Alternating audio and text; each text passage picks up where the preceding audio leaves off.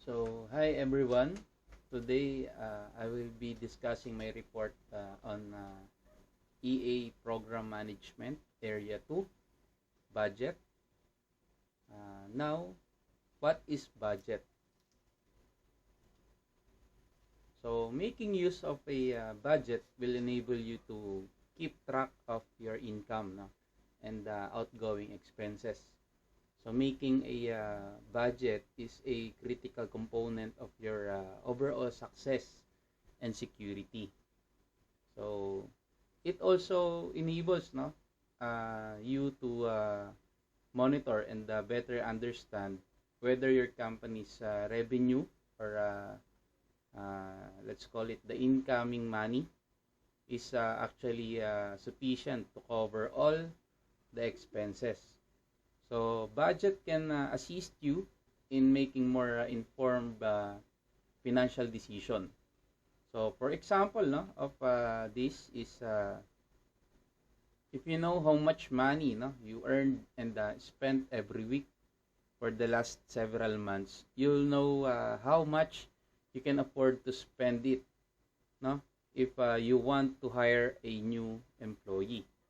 So makikita natin, mga sirs, yung budget, no? So kung makakapag-hire pa tayo ng bago or hindi. So a budget is a financial plan for cost and or revenues for a given future period of time. So also, the company's revenue and the expenses can also change at any given time. So budgeting is a continuous process rather than a one-time exercise. So you must revisit and rework the budget on a monthly, quarterly, or annual basis. So whenever there are significant changes in your business, such as the large expenses, this can assist you in staying on track to meet your objective. So budget holders will be given responsibility for different areas of the business. So benefits of budgeting, what would the benefits of creating a budget be? So a budget serves as a roadmap, to accompany your business plan. So it's a working document outlining startup capital, the expected revenue, and the expenditure. So by consulting the budget, businesses can avoid spending more than they have and falling into a debt. So this type of a financial plan should help to control a business finances. So to ensure the business can fund its commitments, help business owners to meet the objectives. So also to help the business owners fund and the for future projects. So why do we set budget, So a balanced budget is a spending plan in which your expenses are less than or equal to your income. So in other words, a balanced budget will show whether you're living within your means. So why we set budgets? So to control or reduce the expenditure, to forecast outcomes, to allocate resources, to promote forward thinking, to set targets in numerical terms, to assign financial responsibilities to budget the holders, to provide motivation for managers, to improve efficiency, and to evaluate performance, to compare the actual performance against the budget.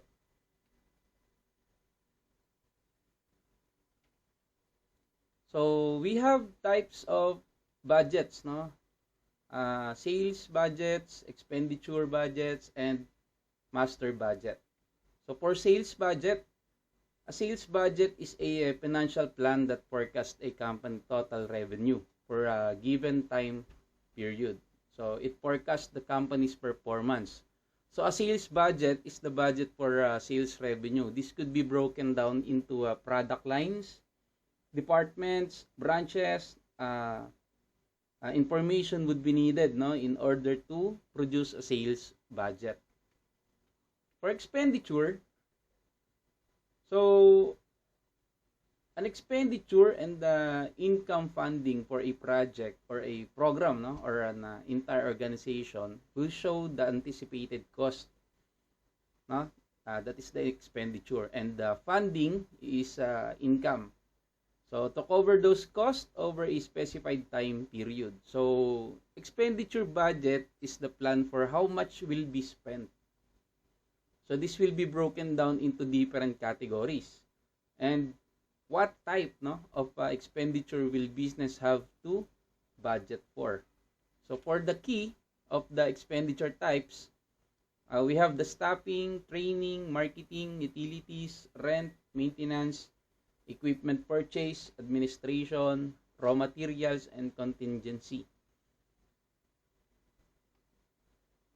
So these are the example, no, of the expenditure types. For master budgets, so the master budgets, no, pulls together all of the other budgets to provide an overall plan. So as all costs and the revenues, it is planned, no, for budgeted profit or loss, no, loss of profits. Figures can be determined. Approaches to budgeting. So an organization can plan and prepare its budgets for a specific time period through the budgeting process. So it entails going over previous budgets, figuring out and estimating the revenue for the future, and allocating money to pay for a company's various costs. So the top-down budgeting, no, from top to lower. So budgets are prepared, no, by to management and imposed on the lower layers of the organization. So advantage of this is the top-down budgeting helps lower management, no, by saving time. So lower level managers are given an existing budget to implement rather than having to spend time generating one from scratch. So this spares the management and also the time, resources they would have needed, not to create a budget. So the top-down disadvantage is so the senior managers might lack a critical understanding, no, of the departments they are creating budget for. So unrealistic expectation might permit the budget due to a lack of experience with each department. So employees might be less motivated, no, to implement a budget they have no to input, no, to input on. The next one is the bottom up budgeting. So the supervisors and the middle managers, no, are preparing the budgets and then forward them up the chain of command for review and approval. So the advantage of this is the budget forecasts are often far more accurate because they are created at the bottom. So provides the most accurate view of the expenses and resources of each department. It empowers, no, the lower level employees to take charge of their department. So for the disadvantage, so a bottom-up strategy is frequently result in more budget usage or budget usage freedom, no, on the front lines. So the likelihood of employee or improper use of a cash is increased by the lack of control. So this risk, no, could subject to the business to potential moral or legal issue.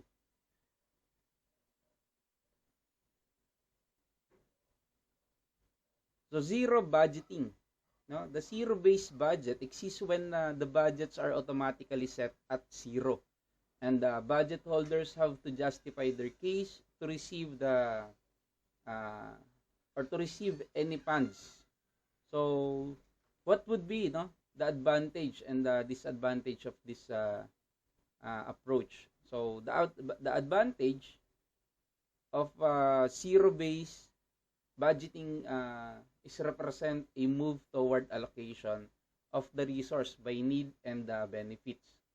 So it creates a questioning attitude rather than one which is assuming that the current practice represent value for money. So it focuses the attention on outputs in relation to value for money.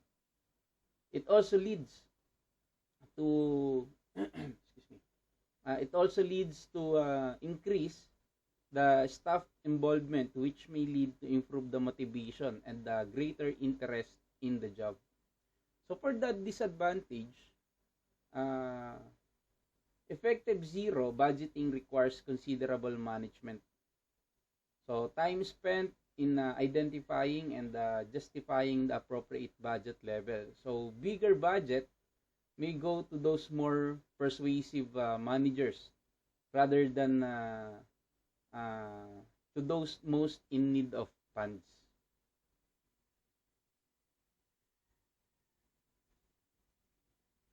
So pre-budgeting research, no? So business budgets can take several forms. So an organization can plan and create its finances for a specific time or a specific time period, through budgeting process. It also entails going over previous budgets, the figuring out and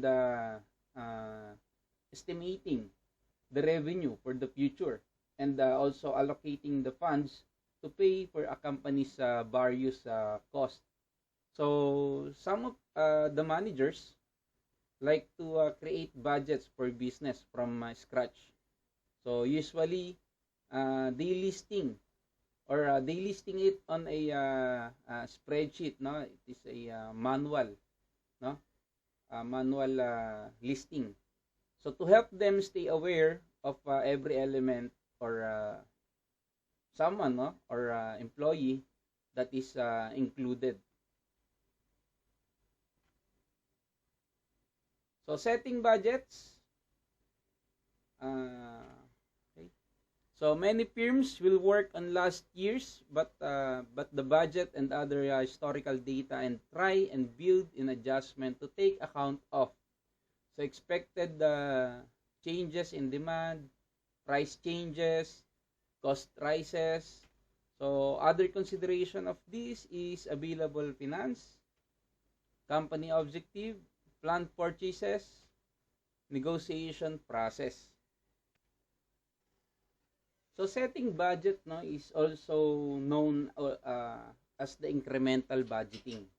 So that is prepared, no, by taking the current periods or the current period budget or actual performance and using it as a base and then adjusting it, no, by the incremental amounts. So this is typically accomplished by taking the prior years budget and adjusting, no, for some increase in cost. So the other consideration, no, for the available finance, why is availability of finance also to be considered, no? So businesses need the funding for their day-to-day operation and to undertake the investment.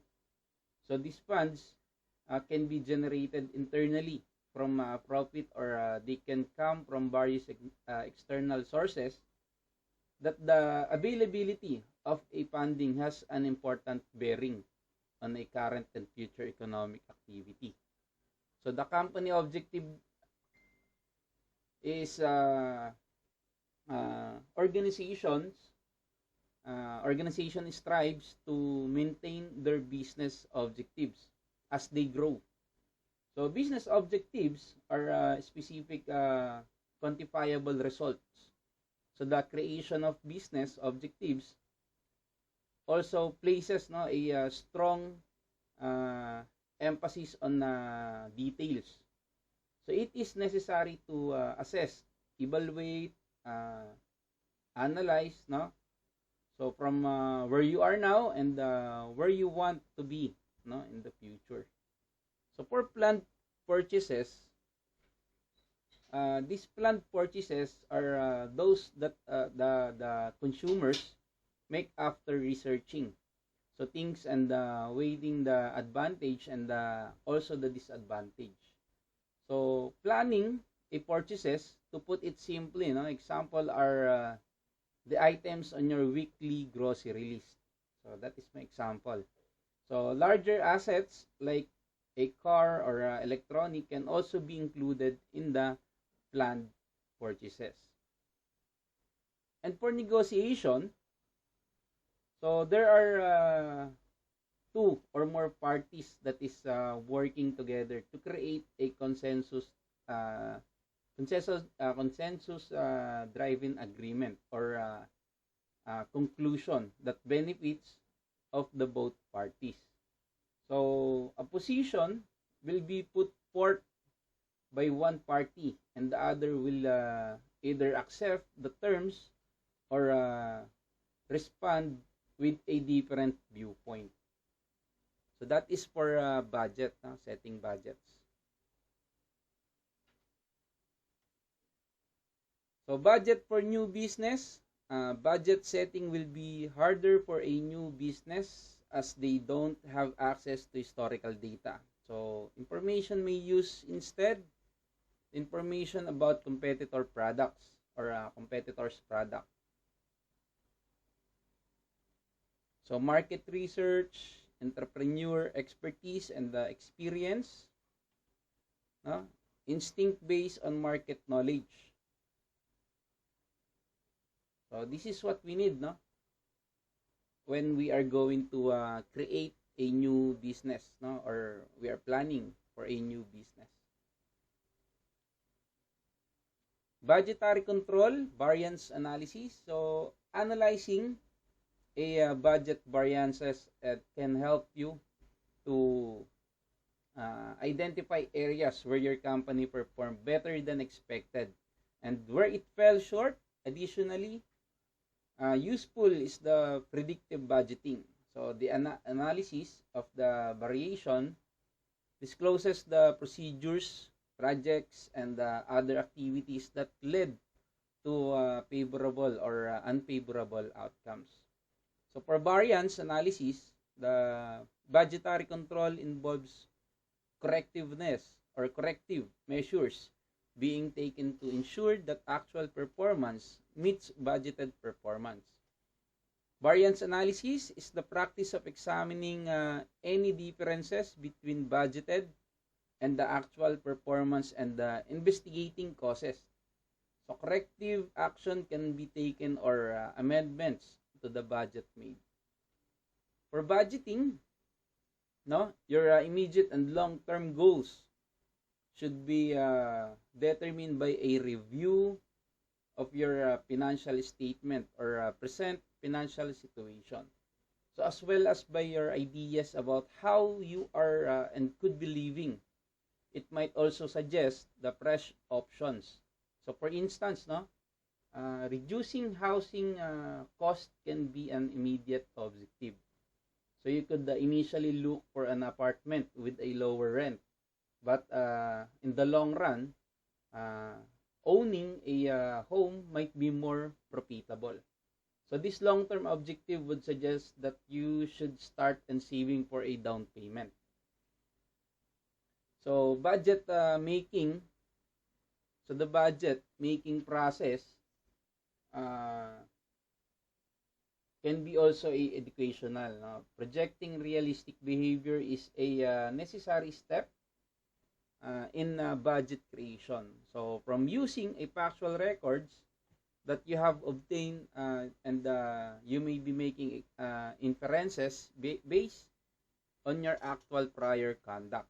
So if you if you've been using a personal financial software, it keeps uh, it keeps such data, no, for you. Or if not, a careful examination of your checkbook and the investment, no, or the statement of your investment will show you what's going on, no. For financial statement are helpful compendiums of the data you required to develop a budget, but you still need to reconcile, no, your future behavior with your initial expectation. After developing the reasonable expectation, this is actually based on previous behavior and the current situation. So for instance, you can actually realize the bigger sacrifices needs to be made. No? That you need also, no, to alter your behavior, or even that your objective needs to be more realistic and reachable. So budgeting process aims to bring your financial realities and goals into harmony. So whether that reconciliation brings you to sovereign dismay or bold excitement. So the way you finance your life will actually influence the way you may live it. So therefore, creating a budget is really just a process of outlining a plan for your life. So even though uh, it could be challenging for you, the more successful you can accomplish this, the more likely, no, you are to succeed in achieving the goals or your goals. So there is always some uncertainty, no. So budget is always an estimate, no, of how things should plan out.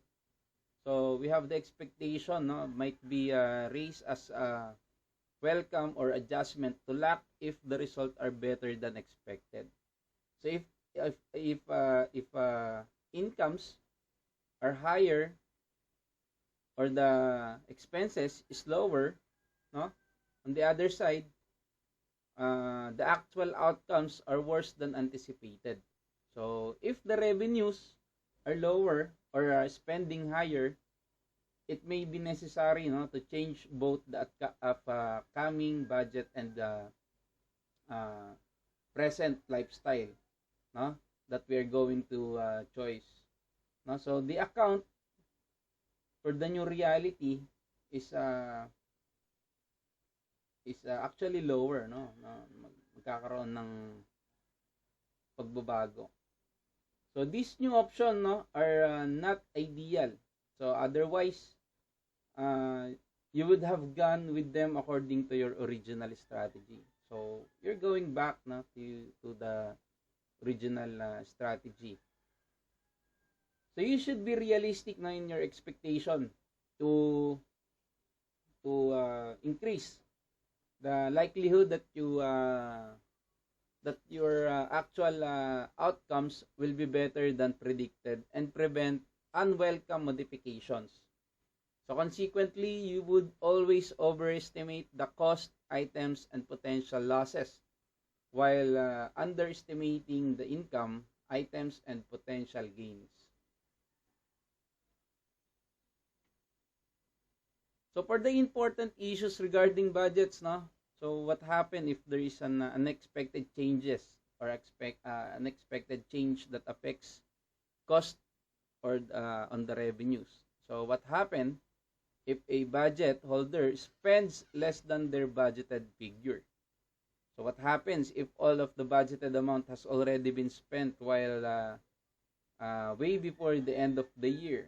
So how can it be ensured that budget are fairly allocated?